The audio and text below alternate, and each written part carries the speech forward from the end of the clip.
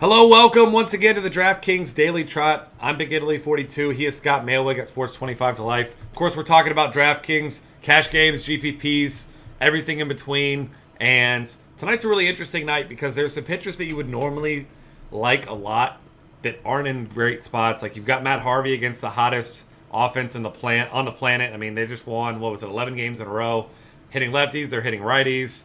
But at the same time, he got crushed in his last start. I'm not saying that I'm fading him. I just don't think that he's a necessity for cash games tonight. But maybe I'm in the minority there. What do you think? I like him a little bit more than you do. I think I'm not like totally sold on him as like the top cash game play or anything. I mean, he's a decent favorite at minus 137. But like you're saying, I mean, he's facing Toronto, which I think is going to be nice because it'll drive the ownership percentage down here a little bit. As far as like just locking him into cash games, I'm not going to be doing that. But I'm probably going to be playing him in cash games, I think. I mean, like 10-8 on DraftKings. I think he's, 10-6 on FanDuel. Is that right? I think he's 10-4. 10-4, yeah. Something Yep, like you're right. It is 10-4. That's not a really prohibitive price. And, I mean, Toronto's a pretty free-swinging team, and he's been really tough on righties this year. I think his WOBA is like against is like 263 or something like that. So I think he can get the job done. I mean, Toronto's just been crushing lefties. Like you said, they've been really hot and hitting righties too, but Harvey's not your average righty like a lot of the guys they've been facing lately. Sure. So I like him quite a bit as a GPP play. Yeah. And I'll probably mix him in cash a little bit just because I'm not in love with any of these other top guys. Yeah, I mean, it's going to be tough tonight. I think the guy that I'll probably be going to more often than not, and not that I love the matchup, but Garrett Richards, I mean, he's got great stuff. He's a guy that could pitch deep into games, and, you know, Arizona better against lefties, especially on the road. Huge park downgrade going to L.A. from Arizona. So, but you don't feel particularly safe with Garrett Richards either because, I mean, he had that start 2 starts ago, I should say, at the Yankees where he got destroyed. Gave up 6 earned runs and didn't even get out of the first inning. But outside of that, he's pitched 7 or more innings, or 6 or more innings in each of his last 10 starts. So that's where I'm conflicted. But I feel like 2-pitcher site like DraftKings, he's almost certainly going to be one of my two guys. I don't mind Harvey, like I said. I might mix him in if I can fit him. But if the savings makes a difference for me in my lineup, maybe get me one extra big bat, I think I'll probably go Richards. Yeah, I think that's probably the way I'm going. Richards just makes a lot of sense as a cash game play, one of the bigger favorites on the board. Really the only one I think higher than him is Chris Tillman at that ridiculous 225. But, I mean, he's done basically nothing all season. Yep. And so, I mean, he's facing the Phillies. Total. Yeah, he's facing the Phillies, but, I mean, I just don't feel great about it. It feels like, I don't know. Yeah, it feels like a trap. Yeah, I felt a little bit that way about Chen last night, but I think Chen's a better pitcher than Tillman is the big thing. Absolutely. And he was a better matchup play against him. Tillman just, man, I just don't feel great about it. So I don't know if I'm going to go down there for cash games a ton. I'm going to mix him in cash games, but I think if I'm going as for like a middle tier, cheaper guy in cash games, away from like Richards or Harvey or something like that, I'm going to look at Charlie Morton against the White Sox, who've just been ice cold. Their WOBA's down, I think, to 299 against righties now. Morton's a pretty solid 154 favorite. And there's just no one that scares you in that White Sox lineup. Even Jose Abreu hasn't had like those massive power numbers that we really expect from him. And like, there's no one else in that lineup that's even remotely scary. I mean, you could count Adam LaRoche, I guess, as a decent lefty there. But right, if that's your second bat, like, I mean, that's a team I'm going to keep targeting over and over until they start figuring out some way to put runs on the board. Yeah, I mean, that's a good point. Like you said with Tillman, it's just coming into the season, they thought he was their ace, and he's just been so bad that I don't trust him. I mean, I think at that price, he's not a bad option, but more as like an SP2 and a GPP for me because I have zero faith in this guy. A guy who pitched well last time out against the Angels, then got pulled kind of early. Alex Colome is a guy who really doesn't have any upside, but I don't think he's a terrible secondary cash guy. But he doesn't strike anyone out. But he's $5,800. Like if you can get your stacks in that you want, I don't mind him. If I have to go really cheap, I think Scott Copeland's the guy that I want. And it's not to say that I think he's particularly talented, and I certainly don't want to target pitchers on the other side of Matt Harvey, but for $4,200 against the Mets team, it's one of the worst in the league against right-handed pitching. If he gives you 5 innings, gives up a couple runs, maybe gets you 3 or 4 strikeouts, I mean, he's going to easily pay off that $4,200 price tag. I mean, you need 10 points with that, and you're okay with that. Yeah, I mean, that's definitely a solid GPP option. You know how much I love running guys like that out there on DraftKings at 4,200 in GPPs. So I'm definitely with you on that one. I think that's a really interesting play, especially considering he's only plus what? I think I saw plus 130 or something like that last I saw. I mean, that considering he's facing Harvey, that's like nothing. And it shows you how bad the Mets offense has been. They've been right around where the Sox have been, if not worse, over the entire season. I mean, 4,200 for a guy against a really bad offense like that. It's pretty solid. It'd be nice if like Copeland was a little bit more talented, but it's really hard to argue with a 4,200 price tag, especially considering the guy went 7 innings last time out against, I believe, Toronto, right? Oh no, he's Miami. Yeah, Miami. Sorry, for Toronto. Yeah. Yeah, and I mean Miami's not a great hitting team, but to go 7 innings in your first start of the season is pretty impressive. Yeah, absolutely. And I mean, he seems like he's one of those guys that's only even up in the majors because they don't have anyone left. Like, they have no depth. But the only other guy that I'll really consider tonight, Jose Quintana. And I think he's a great tournament option because everyone will be on the Pirates because they crushed, scored, I think it was 11 runs last night. Pretty much everyone in the lineup got in on that. But they still strike out the second highest rate of any team against left-handed pitching. Quintana's, I think, slightly above average pitcher. He's not a great pitcher, but I mean, he's an adequate pitcher. He pitches deep into games. And I think, if these guys are swinging the bats, free swinging like they do, striking out around 25% of the time, if he goes 6 innings, gives up a couple runs, maybe gets you 6-7 Ks, I think he'll put you in a pretty good spot tonight. Yeah, I agree. That's probably most of the pitchers I'm looking at. There aren't a lot of guys that I'm really excited about tonight. Brett Anderson is a guy that I think is kind of interesting in that same like Chris Tillman type way, as a GPP play in a game where he could easily get a win. That's the big thing with both of these guys is trying to get the win there. It's a little bit more valuable on FanDuel. So DraftKings, I'm shying away from these guys a little bit more.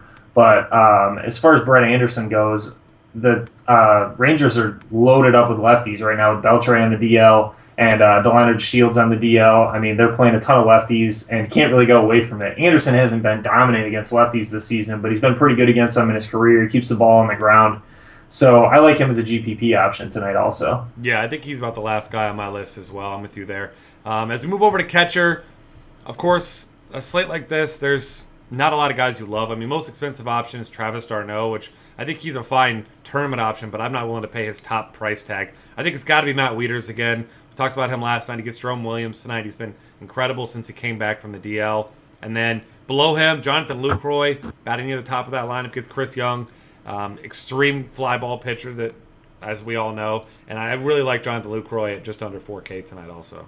Yeah, same price. I'm just going to keep playing as Manny Grandal until he gets over 4,000 for the Dodgers. Chichi Gonzalez is a guy that I'm going to have a lot of Dodgers against again tonight. I did the same thing last night. I mean, 3,800 for Grandal is just kind of a steal when he's hitting 5-6 in the order as a catcher, and there just aren't that many catchers that are doing that. You mentioned Lucroy, same type thing. He's been hitting first and second in the order over the last week or so, and it's really helped out his value. I like Buster Posey quite a bit against a lefty and Happ too, although it's hard to love that park in San Francisco or whatever for hitters, but I think there's a lot of good catching options tonight considering how weak the position usually is. I really like probably 4 or 5 of these matchups. I'd even throw Miguel Montero into that group too against Bauer tonight. Yeah, absolutely. I mean, Miguel Montero's been on fire recently, so I think that's it. I mean, there's plenty of those guys. None of those guys are really expensive. They're all pretty good options. I don't really see a need to punt any of these at this position. Uh-oh. So, I mean, I think those are pretty much the guys we're looking at. As you look at first base, obviously some top options because there always are. There's a ton of guys. Have to love Miguel Cabrera tonight. He's $5,700. It's expensive, but Michael Lorenzen has just been, I don't want to say awful, but he hasn't been any good at all. And if there's any guy in the league who's finally really heating, I don't say finally, he's putting together a really nice string of big-time games. And going up against another rookie pitcher, I expect Miggy to be the top first baseman option once again. I don't think it's particularly close because you got guys like Goldschmidt's going against Richards. It's a tough matchup. Votto's lefty, which you don't mind. Rizzo gets Bauer. Yeah. but he hasn't had a hit in a couple games. So, I mean, I think that Cabrera is pretty head and shoulders above the rest, if you ask me. I like Adrian Gonzalez as another Dodger in that Texas game. 4,500 is just feels like a really strong cash game play for me. He's probably going to be my main cash game guy. I like Cabrera quite a bit, but 5,700 is pretty pricey. Yeah. My favorite GPP play at the same price as Adrian Gonzalez is Chris Davis against Jeremy Williams today at 4,500. In Baltimore, a great home run park factor for lefties. Williams has a big home run to fly ball ratio, and Davis is going to be way under owned at 4,500, I think. Yeah, because I think quite a bit of people will be on the Orioles, but he's one of those guys that people don't go out of their way to target because everyone's looking at Manny Machado and Adam Jones and even Jimmy Paredes.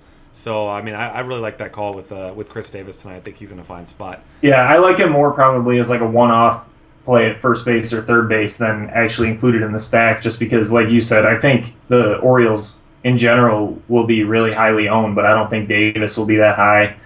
It'll depend on what their lineup looks like when it comes out as far as what the price of that stack is, but I think he's an interesting play either way. Yeah, absolutely. I'll throw out one more guy. I don't love his price tag. He's the same price as Adrian Gonzalez, but Adam Lind, another guy going up against Chris Young, hits righties really well.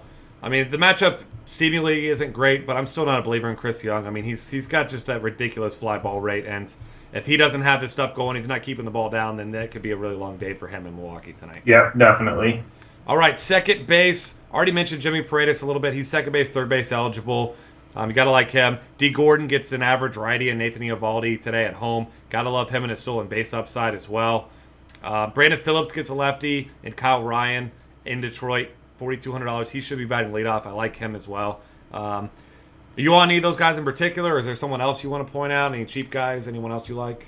No one I'm really loving at second base. I like Gordon probably the most. I think he's going to be my main second baseman here. Brandon Phillips against a lefty, and Ryan is the other one I like at the top there. As usual, I'll point out Jake Elmore, who I believe is going to hit somewhere at the middle bottom of the order again, 6-7, where he's been hitting. He's still 2,000. I'm going to keep pointing him out until he's not.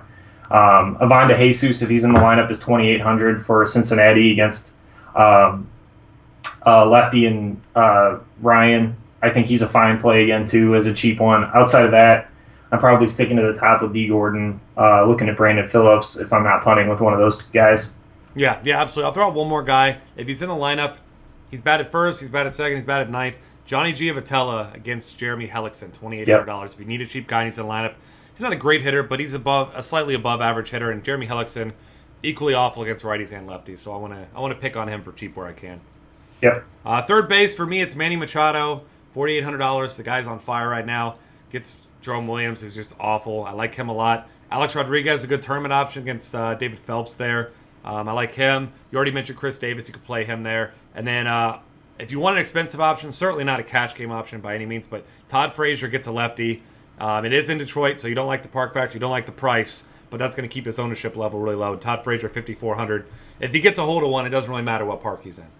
Yeah, I like him quite a bit. He's a really solid GPP alternative to Davis if you're not using him. As far as cheap guys go, if Brock Holt's sitting at the top of the order again for Boston, he's 3,100 against a righty. That has made him a solid play quite a bit lately. I also don't mind Josh Harrison for Pittsburgh against Quintana. Yeah. And Harrison had a huge game last night. I mean, he was really low owned. But if you looked around the industry, the people who were winning GPPs last night, Josh Harrison was on a lot of those lineups. Yep. And I mean, he was a guy I didn't have any exposure to last night, and I feel like a damn fool for it because I mean, the guy's been hitting well. Had a 4-hit game, 4 games back, homered, or I'm sorry, not homered, but has RBIs in 3 straight games, 3 stolen bases in his last 2. I mean, he's a great play at that price. I like him a lot. Moving on to shortstop. I'm not playing Jose Reyes against Matt Harvey. Not a chance. If you want to do that, you go right ahead. If I'm going to play a guy against a top pitcher, it's going to be a guy with power. And Jose Reyes obviously doesn't really have any power. Other guys to consider here. That one guy I think is a really interesting option is Ruben Tejada. He's $2,900. Yeah. Should be batting second against Scott Copeland. His third base eligibility as well. So that's my value play if I'm going down cheap. Shortstop, once again, not a place you love. I mean, No. I like Wilmer Flores, but I hate the $4,000 price tag because he's not a multi-hit type of guy. He's just a shortstop with some power. Yeah, right. I mean, there's really nothing I like at shortstop today. It's pretty rough. Yeah. I mean, Clint Barnes is a decent GPP option, I think, as a value guy. He's 2,500 and he's hitting 6th in the order today against a lefty. He's been pretty good against lefties in his career. I don't mind him. I mentioned Ivan De Jesus at second base. He's awesome because he also has shortstop eligibility, which is why that guy ends up in my lineup almost every time he's in the lineup. Yep. I mean, there's just not a lot else to like. I looked at Brad Miller a little bit against Lincecum as a lefty. He's hitting 7 today, though. I'm not feeling too good about that. There's just not really very much to like at shortstop at all today. Yeah, that's why I think I'm probably just going to go slot in Tejada, assuming he's batting second. Yeah. Eugenio Suarez is $3,300. He's a decent hitter. Gets the lefty and Kyle Ryan. Should be batting I would say either second or seventh is what he's been batting. So not a bad option there. But like I said, I'd rather save the money because he's not any better of a hitter than Ruben Tejada is. Outfield, Mike Trout. He's my favorite play, of course. Giancarlo Stanton gets a righty at home. But Mike Trout gets Jeremy Hellickson, who has awful reverse splits throughout his career. Trout's been hitting the ball very, very well right now. And I think he's the top option. And not to say either one of the other guys are bad, but Trout's the one guy of the Stanton, Harper, Trout trio that I would feel comfortable with in cash. Yeah, that's probably true. I think that's the way I would go also. I like the Pittsburgh outfield in general. I'm going to probably avoid Polanco in that lefty-lefty matchup, but I like McCutchen quite a bit tonight. I really like Starling Marte. I think he's got like a 500 WOBA against lefties on the year, and he's just been absolutely crushing them. If Corey Hart is in the lineup tonight, I don't mind him at 2,500. I think he's really cheap. I like the Pittsburgh stack overall price-wise today. We mentioned Harrison at third base already. A couple other cheap guys. If Tyler Moore's in the lineup at 2,400 against Tampa Bay, I don't mind that. Not a ton else I love cheap-wise, though. I think at the top, I'm probably looking at the guys you mentioned for the most part. Jock Peterson is another Dodger that I like as far as facing Chichi Gonzalez as a righty. Yep. No one else I really want to spend a ton on, though. I mean, Brett Gardner is interesting, but I don't really like the rest of that Yankee lineup away from Yankee Stadium as much as I like Gardner tonight. Yeah, and Gardner's really pricey. I mean, for a guy with minimal power, he's pretty pricey. My favorite guy in the 4K range is Cole Calhoun, $4,300 against Jeremy Hellickson. Winning that cleanup spot, you gotta love that. So I think he's a great option. If you're looking for cash games, Denard Span, of course, $4,200 against Alex Colome. Adam Eaton at $3,600 against Charlie Morton. Charlie Morton, a good pitcher, but much better against righties than he is against lefties. So if I'm playing any White Sox hitters, it's going to be the cheap guy. They can get on base and steal a base in Adam Eaton. Yeah, I'm doing that same thing with Billy Burns against Cashner. I mention him all the time. He's still 3,100 hitting first. If he gets on base, Cashner is one of the worst at holding base runners. So I feel great about Burns tonight. If he can get on base at least one time, I think he's going to have a really nice day. Yeah, absolutely. And with that, that's going to wrap things up for us here. Find us on Twitter at DF Cafe. Subscribe to our YouTube channel and check out all of our content at dailyfantasycafe.com.